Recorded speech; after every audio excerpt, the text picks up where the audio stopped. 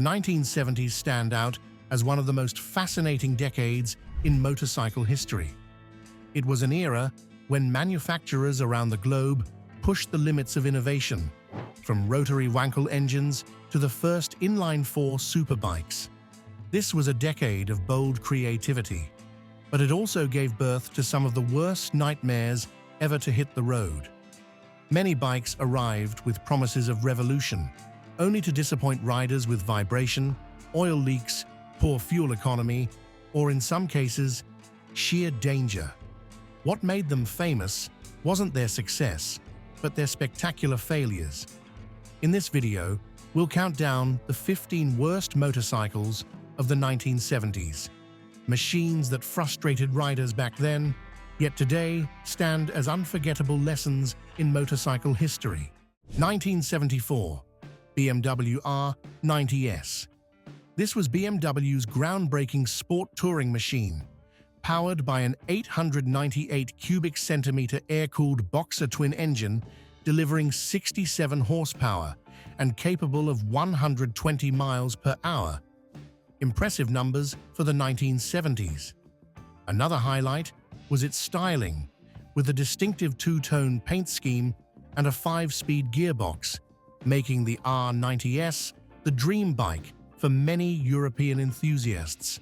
Yet behind the glamour came a host of practical headaches. Its electrical system was notoriously underpowered, with a weak alternator and limited battery capacity that struggled to support accessories. Even later upgrades failed to fully solve the issue. The bigger problem, however, was the price. At launch, the R90S cost around $3,495, the same as a small car of the era. Few riders were willing to pay such a steep price for a motorcycle that felt more luxurious than practical. Today, the R90S has become a collectible, often selling for $15,000 to over $20,000. But its value comes more from rarity and nostalgia than from real-world performance. 1971. Moto Guzzi V7 Sport. This Italian model was expected to carry the Moto Guzzi brand into the glamorous cafe racer era. With a transversely mounted 748 cubic centimeter V-twin engine, producing about 52 horsepower, the V7 Sport was promoted as the Italian sports bike that could compete with Japanese and British rivals. On paper, the V7 Sport had everything it needed for success: decent speed, attractive styling, and Italian prestige. But reality was far different. One of its biggest problems was the overly heavy flywheel, which made throttle response sluggish, especially in urban traffic. The engine only truly came alive when revving above 5,000 RPM, making daily riding exhausting. In addition, the shaft drive system, designed as an innovation for durability, unintentionally sapped power, leaving the bike feeling lifeless compared to chain-driven competitors. Its high-speed cornering also lacked stability at times, undermining rider confidence. Today, the V7 Sport has become a collectible thanks to its classic styling and rarity, with well-preserved examples valued at over $12,000. 1975. Triumph T160 Trident.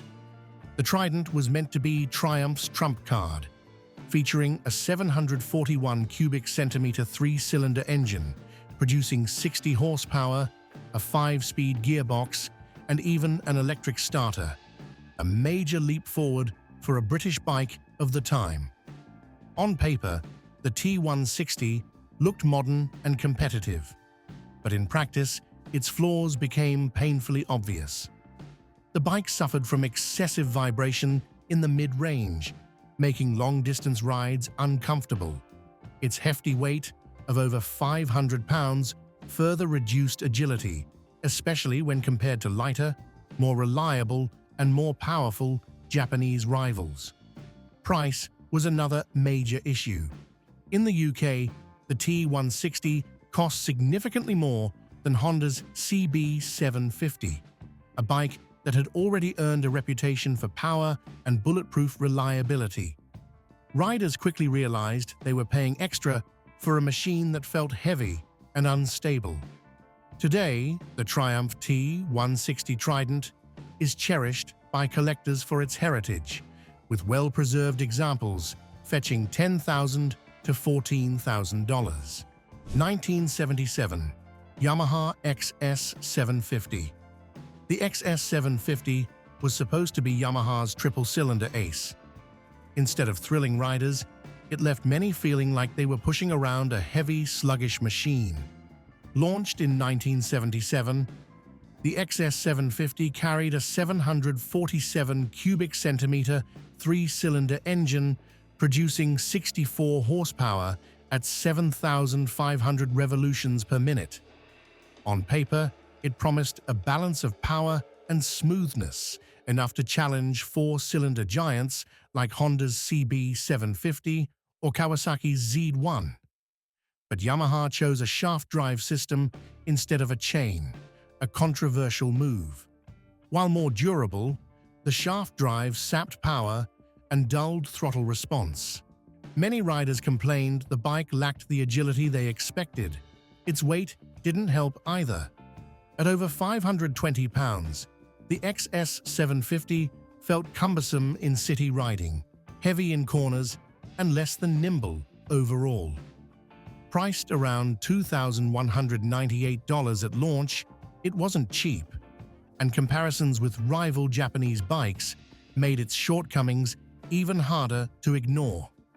Today, the XS750 typically sells for $3,000 to $5,000 on the collector market. 1973 Harley-Davidson Sprint SS350. Built in Italy through Harley's partnership with Amachi, the Sprint SS350 used a 344 cubic centimeter single-cylinder engine, producing only about 25 horsepower. Weighing 330 pounds, it was expected to be lightweight, agile, and approachable, aiming to broaden Harley's reach in the small displacement market. In reality, it was far too weak compared to its Japanese competitors. Beyond its lack of power, the Sprint SS350 disappointed with sluggish handling and unresponsive performance. Many riders felt it simply didn't deliver the spirit of a true Harley. Worse still, the brand's tough, heavyweight image was diluted by a model that came across as ordinary and uninspired. When new, the Sprint SS350 sold for around $795, cheap but not enough to spark strong sales. Today, it's valued at about $3,000 to $3,400, appealing mainly to niche collectors who appreciate its odd place in Harley-Davidson's history, rather than its performance. 1974 Benelli 750 Se. In 1974, Benelli stunned the motorcycle world with the release of the 750 Se, the first mass-produced six-cylinder bike. For many, it symbolized Italian ambition, a machine that was meant to be smooth, luxurious, and distinct from the Japanese fours dominating the market. With a 748 cubic centimeter engine producing 71 horsepower, the 750 Se was hailed as the future of European motorcycles. But that bright promise quickly dimmed. In practice, the 750 Se was riddled with issues. Its complicated electrical system and fragile alternator frustrated owners. The bike was also far too heavy, making cornering awkward and city riding cumbersome, the exact opposite of the agility riders expected. Most damaging of all was its price tag. At $3,495 when new, it was a luxury item far out of reach for the average rider. Today, the Benelli 750 Se is prized more for its rarity than its riding experience, with well-preserved examples fetching between $8,000 and $12,000. 1974 Ducati 860 GT. When it debuted, It left riders puzzled rather than excited. Designed by Giorgetto Giugiaro, a legend in car styling, the 860 GT adopted a folded paper look, with sharp, angular lines that clashed with the flowing elegance motorcycle fans expected. But the problems went beyond appearances. The bike carried an 864 cubic centimeter V-twin engine producing 60 horsepower, respectable on paper. Yet its hefty 500-plus pound weight made it cumbersome, while high-speed stability issues left riders uneasy at the limit. With a launch price of $2,549, it wasn't exactly cheap, and its combination of bulk and awkward styling doomed it in showrooms. Sales were disappointing, with unsold units lingering on dealer floors. Today, the 860 GT can fetch anywhere from $8,000 to over $12,000, valued more for its rarity and historical quirk than for its performance. Instead of being remembered as a Ducati masterpiece, it stands out as the oddball, a reminder that even great designers can miss the mark when it comes to motorcycles. 1972. Norton Commando High Rider. In the early 1970s, the American chopper craze swept the motorcycle world. Norton, a British brand known for refined sport bikes, tried to jump on the bandwagon with the 1972 Commando High Rider. Instead of excitement, the bike sparked confusion among enthusiasts. Powered by a 745 cubic centimeter parallel twin producing about 58 horsepower, the High Rider had enough muscle for its time, but its design broke expectations. Sky-high handlebars, a raised seat, and an awkward riding position that felt more restrictive than comfortable. At high speeds, stability suffered, and many riders found the bike downright unsettling to handle. Visually, it failed to impress. Rather than capturing the rebellious charm of true American choppers, it came across as an awkward hybrid, lacking both Norton's traditional elegance and Harley's raw swagger. Priced at around $1,495 when new, it wasn't prohibitively expensive, but sales were poor. Today, the Commando High Rider is a rarity valued at $6,000 to $8,000. 1973, Suzuki GT750 Water Buffalo. When it launched in 1973, the Suzuki GT750 immediately stood out as the first Japanese motorcycle to feature liquid cooling. This innovation earned it the nickname Water Buffalo, a machine that seemed ready to usher in a new era.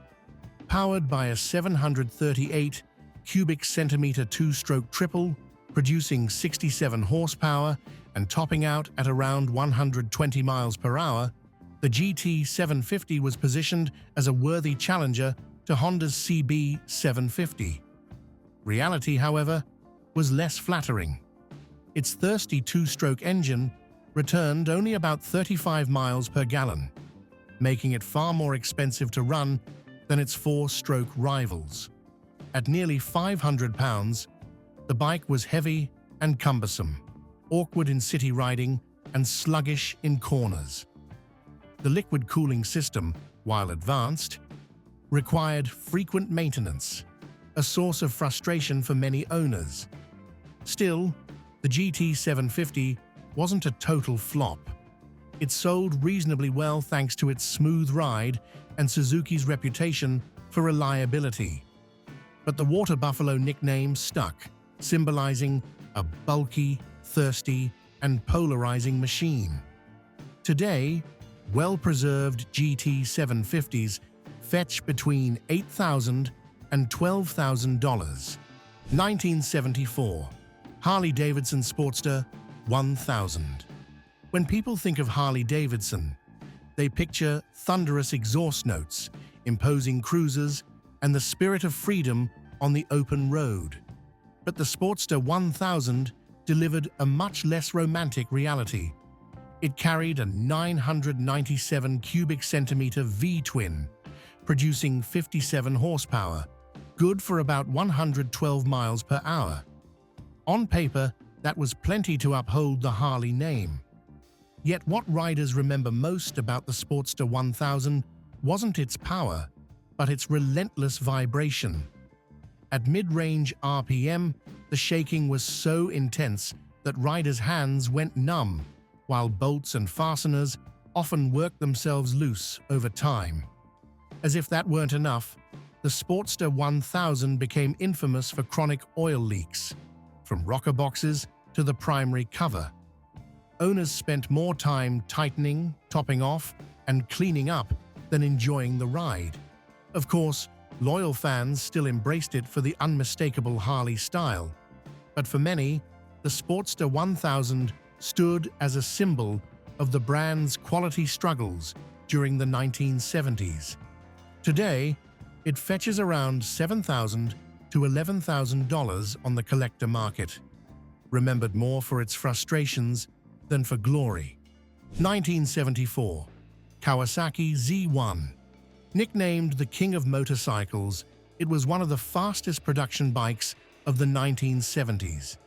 Its power came from a 903 cubic centimeter inline-4 engine, producing 82 horsepower and reaching a top speed of 135 miles per hour. Numbers that shocked riders of the era. At about $1,895, the Z1 was also more affordable than many European machines, fueling its worldwide popularity. But along with glory came a fatal flaw. The frame wasn't strong enough to handle the engine's brute force. At high speeds, riders often described the experience as riding a wild beast out of control. The bike weaved, wobbled, and demanded sheer courage to keep steady on the throttle. Despite the danger, the Z1 sold extremely well and cemented its place as a symbol of speed and rebellion. Today, pristine examples can fetch over $25,000, valued not just for their performance, but for the mix of triumph and infamy they represent. 1974, Suzuki RE5 Rotary. In the 1970s, many manufacturers believed the Wankel rotary engine was the future of motorcycling. Suzuki embraced this vision with the 1974 RE5 Rotary, one of its boldest and most ambitious projects. Powered by a single rotor, 497 cubic centimeters Wankel, producing 62 horsepower, the RE5 offered a smooth and unique riding experience, unlike traditional piston engines. At first glance, it seemed revolutionary, but reality revealed crippling flaws. Fuel economy was abysmal, averaging just 31 miles per gallon, poor even by 1970s standards. Its complex carburetor system caused hesitation and rough behavior at low revs, frustrating riders. On top of that, maintenance costs were notoriously high, driving many owners to simply give up. Priced at $2,475 when new, expensive for its time, the RE5 was more burden than breakthrough. Unsurprisingly, the market rejected it, and the bike's reputation quickly sank. Today, the RE5 is a rare collectible valued at $4,000 to $7,000. 1975, Honda CB 500T. After the huge success of the CB 450, Honda pinned high hopes on the CB 500T as its perfect successor. On paper, it looked promising. A 498 cubic centimeter parallel twin engine producing 34 horsepower at 8,500 revolutions per minute, placing it firmly in the middleweight category. But reality turned out to be far harsher. The CB 500T quickly earned a reputation for brutal vibration. At mid-range RPM, the shaking was so severe it left riders' hands numb, making long rides exhausting. Worse still, its chassis and weight distribution made cornering risky. Veteran riders often recalled the foot pegs and even the center and side stands scraping the pavement mid-turn, an unnerving experience. When it launched, the CB500T cost around $1,545.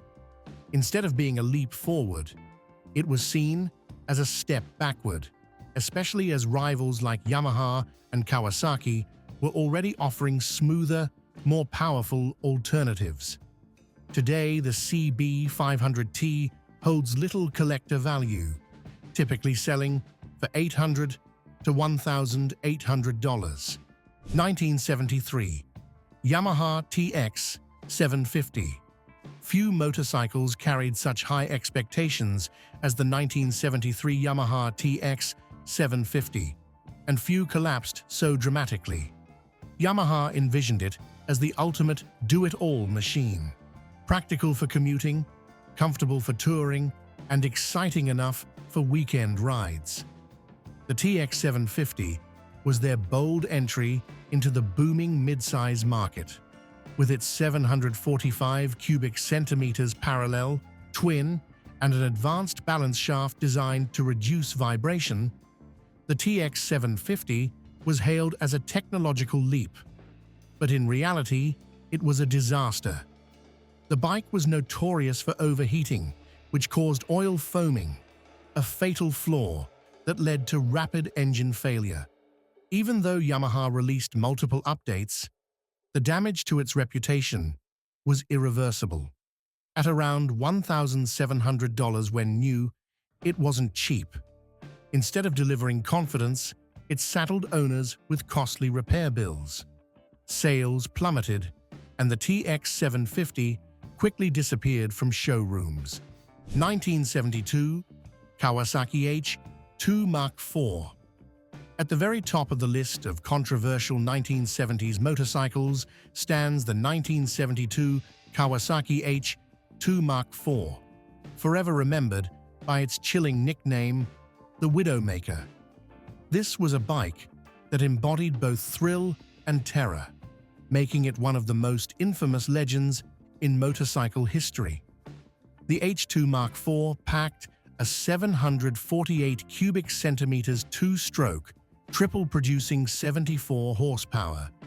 It could rocket from 0 to 60 miles per hour in just 4 seconds and reach a top speed of 120 miles per hour, staggering numbers for 1972. And with a price of only about $1,395, any rider could buy a ticket to sheer speed. But that power came with a dangerous price. The lightweight frame and underdeveloped suspension simply couldn't keep up, turning the H2 into a machine that was notoriously difficult to control. At high speeds, riders described it as taming a wild beast, ready to throw them off at any moment. Countless crashes and close calls cemented its fearsome Widowmaker reputation. Today, the Kawasaki H2 Mark IV is one of the most valuable collector bikes of the 1970s, selling for $15,000 to $20,000. Looking back, the 1970s gave us not only legends, but also unforgettable dark spots in motorcycle history. From Suzuki's daring Wankel-powered RE5 to Kawasaki's reckless speed H2 Widowmaker, these machines proved that not every bold idea leads to glory. Yet, their failures helped the industry evolve, leaving valuable lessons for both manufacturers and riders. Now it's your turn. Out of these 15 bikes, which one do you think deserves the title of the worst of the 1970s? Have you ever owned or seen one of them in person? Share your story in the comments below. Your experience might surprise others. And don't forget to like this video if you enjoyed it, subscribe to the channel, and hit the notification bell so you won't miss more shocking stories from the world of classic motorcycles. Our journey into infamous legends has only just begun.